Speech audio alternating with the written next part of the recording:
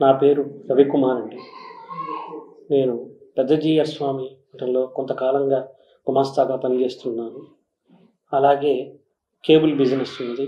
Real estate వ్యాపారం కూడా చేసుకుంటూ ఉన్నాను.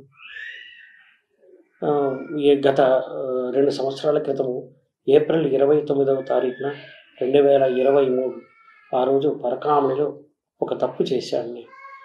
ఆ తప్పుకు ప్రాయశ్చితంగా నేను మా కుటుంబం మహాపాపంగా భావించి నా ఆస్తిలో 90% స్వామివారికి ఇవ్వాలని అనుకున్నాము.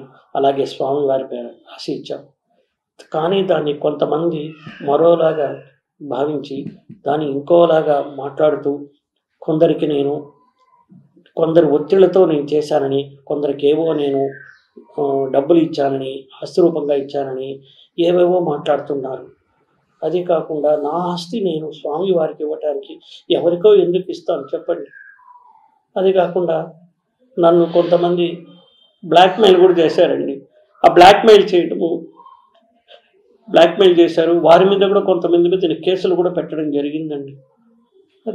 నా బాడీలో, నా అవయవంలో నేను కొన్ని శస్త్రచికిత్సలు చేసుకున్నానని ప్రైవేట్ పార్ట్లో దాని గురించి చాలా అసభ్యకరంగా మాట్లాడారు. ఇది గత 2.5 సంవత్సరాలుగా 3 సంవత్సరాలుగా నేను, నా కుటుంబ సభ్యులు, నా భార్య పిల్లలు మనోవేదన చెందుతూనే ఉన్నాం. ఈ రోజు వరకు కూడా మేము ఆ బాధ నుంచి కోలుకోలేకుండా ఉన్నాం. వాటి గురించి డిబేట్ పెట్టడం, మా గురించి అసభ్యంగా మాట్లాడడము మేము తీసుకోలేకపోతున్నామండి.